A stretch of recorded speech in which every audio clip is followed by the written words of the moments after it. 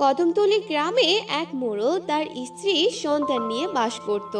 মোড়লের মেয়ে বেশ বড় হয়েছে, দেখতে যেমন সুন্দর তেমনি ভদ্র নম্র একটি মেয়ে। তার নাম ছিল কৈশালী। একদিন কৈশালী তার বাবাকে বলে, বাবা, ও বাবা, আমাদের পাশের গ্রামে শীতের মেলা হচ্ছে, আমাকে নিয়ে চলো না।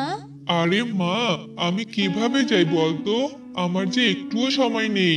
এই কথা শুনে কৈশালীর মনটা খারাপ হয়ে যায়। সে বলে, আসলে বাবা, তুমি আমাকে ভালোই বাসো না, তাই তো আমাকে কোথাও নিয়ে যাও না।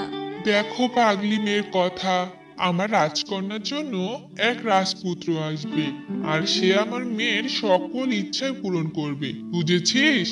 বাবা, তুমি এসব কথা রাখো তো, আমি কখনো বিয়েই করব না। আমি তোমাদের ছেড়ে কোথাও যাব না। হা হা হা হা, পাগলি মেয়ে আমার।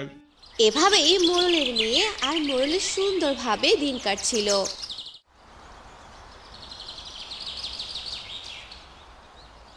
মোড়ল তার মেয়েকে অনেক ভালোবাসতো।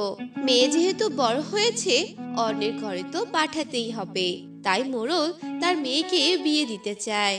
কি গো, আমাদের মেয়ে তো বড় হয়েছে, এখন তো ওকে বিয়ে দিতে হবে, তুমি কি বলো? হ্যাঁ গো গিন্নি, আমিও তাই ভাবছি। আমাকে তো অনেকেই বলে রেখেছে। আচ্ছা গিন্নি, কাল মেয়েকে দেখতে আসবে, তুমি সবকিছুর ব্যবস্থা করে রাখিও।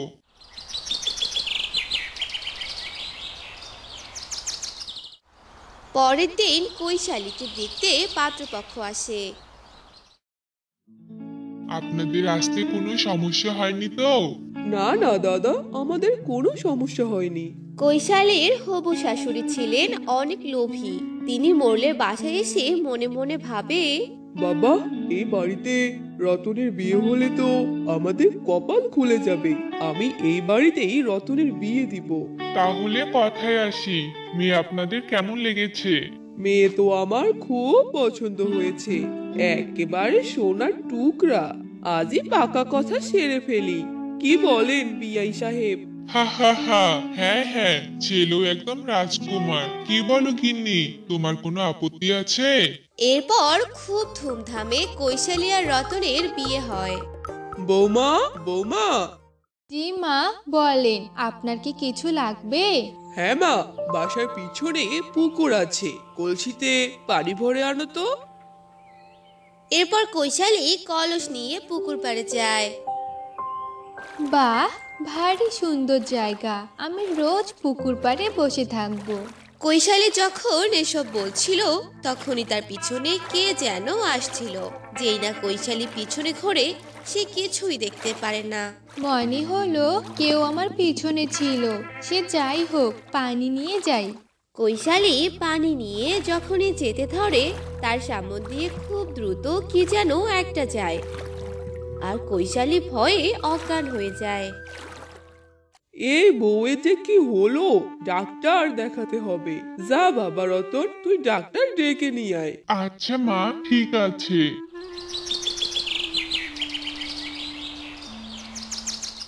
এরপর রতন রাতে স্ত্রীকে ডাক্তার দেখায়। কৈশালী সুস্থ হয়ে যায়। একদিন অনেক দিন থেকে সাজি না, আজ একটু সাজগোজ করি।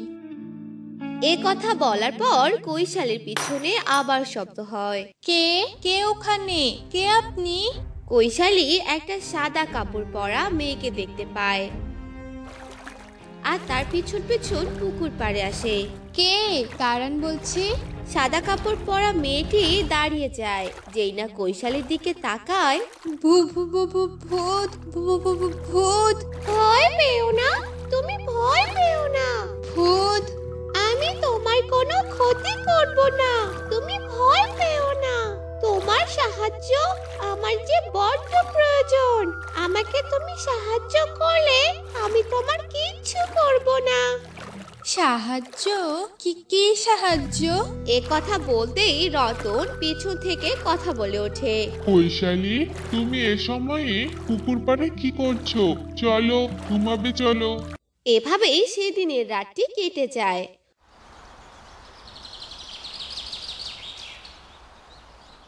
অন্যদিকে কৈশালের মনে অনেক প্রশ্ন জাগে। সে ওই ভূতের সাথে দেখা করার অপেক্ষায় থাকে। হঠাৎ তার রুমে সে ভূতটি আসে। ফুফু, তুমি? হ্যাঁ, আমি তোমাকে কিছু বলতে চাই। বলো, আমি জানতে চাই কে তুমি। আমি নন্দিনী। আমি রতনের প্রথম স্ত্রী। আমরা ভালোবেসে বিয়ে করেছিলাম। আমি গরিব ঘরের মেয়ে বলে আমার শাশুড়ি আমাকে অনেক অত্যাচার করত।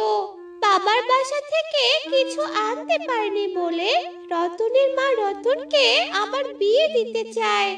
রতন চাকরির কারণে শহরে ছিল, আর ওই লোভী শাশুড়ি আমাকে পুড়িয়ে মেরে ফেলে। কে? তুমি সত্যি বলছো দিদি? এরা এত খারাপ, তোমাকে এত নির্মমভাবে হত্যা করেছে? হ্যাঁ, আমি প্রতিশোধ নিতে চাই। আমি প্রতিশোধ না নিতে পারলে আমার আত্মা কখনো মুক্তি পাবে না। তুমি আমাকে সাহায্য করো। হ্যাঁ দিদি, আমি তোমাকে সাহায্য করব। এরপর ভূতে কৈশালীর রূপ ধারণ করে। বৌমা, ও বৌমা, কোথায় তুমি? সবজিগুলো একটু কেটে দাও। এই যে মা, এই যে আমি। সে কে বৌমা? তুমি এভাবে কথা বলছো কেন? মা, আমাকে চিনতে পারছেন? মা, আমি। এ এ এ কি বড় বৌমা? তুমি তুমি কোথা থেকে এলে? হ্যাঁ মা, আমি প্রতিশোধ নিতে এসেছি আমি। বড় বৌমা, আমাকে মেরো না, আমাকে ক্ষমা করে দাও, মেরো না আমাকে। ক্ষমা? মরে বাদুই। এ কথা বলেই ভূতটি তার শাশুড়ির গায়ে আগুন লাগিয়ে দেয়। মরে গেলাম রে, বাঁচাও। এরপর কৈশালীর শাশুড়ি পুড়ে মারা যায়। রতন অনেক ভেঙে পড়ে। কৈশালী রতনকে বলে, রতন, নন্দিনীকে? ইয়ে মানে আমার প্রথম স্ত্রী। তুমি তার নাম জানলে কিভাবে? এরপর কৈশালী রতনকে সব কথা বলে। ঠিক তখনই ওদের ওখানে ভূতটির সাদৃশ্য হয়। হ্যাঁ রতন, কৈশালী ঠিক কথাই বলেছে। তোমার মা আমাকে মেরে ফেলেছে। আমি আমার প্রতিশোধ নিয়ে নিয়েছি। এখন আমার যাওয়ার পালা। ভালো থেকো তোমরা। নন্দিনী, তুমি যেও না, তোমাকে আমি অনেক খুঁজেছি। যেও না তুমি, নন্দিনী। এরপর ভূতটি চলে যায়। রতন আর কৈশালী একাই দুজনের পাশে থেকে সারা জীবন কাটিয়ে দেয়।